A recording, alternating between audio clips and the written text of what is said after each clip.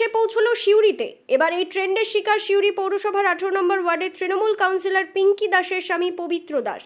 তবে এদিন যে ডিম তার গায়ে ছোড়া হয়েছে সেই ডিম ভালো না পচা তা অবশ্য পরীক্ষা করে দেখা হয়নি।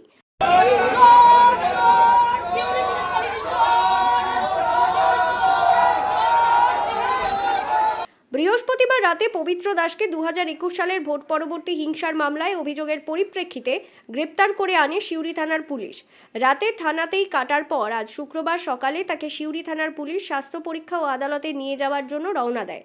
আদালত পর্যন্ত পৌঁছানোর ক্ষেত্রে অবশ্য কিছু হয়নি, কিন্তু গোল বাঁধে যখন আদালত থেকে তিনি বাইরে বেরিয়ে আসেন। আমার জন্য একটু জল রেখো, আমার জন্য রেখো।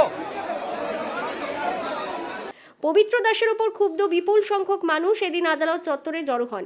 ইদানিং তৃণমূল কোনো নেতাকে আদালতে পেশ করার ক্ষেত্রে এত মানুষের সমাগম লক্ষ্য করা যায়নি বললেই চলে, তবে এদিন সেটাই লক্ষ্য করা গেল।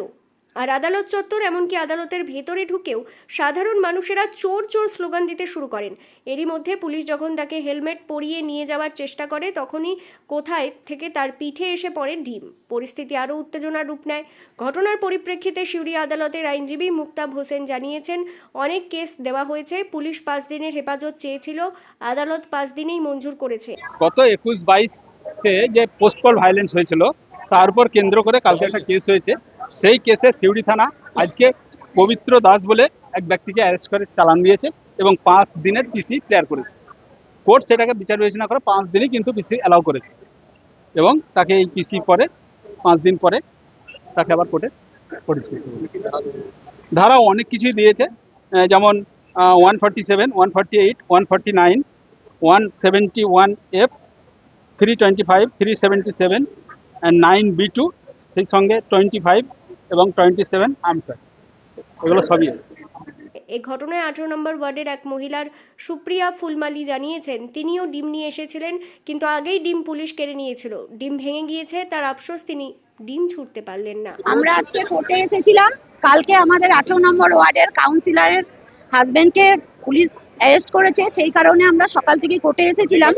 কিন্তু আইসি সাহেবের যে ভূমিকাটা দেখলাম সেটা আমাদের একটুও ভালো লাগেনি। একটা চোরকে ওইভাবে হেলমেট পরিয়ে নিয়ে আসছে কোর্টে, আবার কোর্ট চত্বর থেকে হেলমেট পরিয়ে নিয়ে যাচ্ছে। লেডিস পুলিশ আমাদেরকে ধাক্কা মেরে ফেলে দিয়েছে। এটা কি ধরনের প্রশাসনের কি ধরনের কাজ? আমি ডিম ছুটতে পারিনি, তার আগে আমাকে মহিলার পুলিশ আমাকে ধাক্কা মেরে ফেলে দিয়েছে। ডিম এনেছিলাম কিন্তু আমি মারিনি।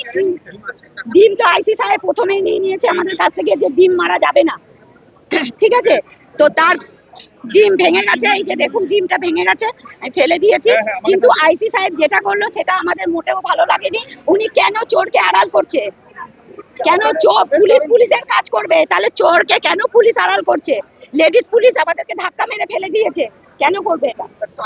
আইনের কাজ করুক।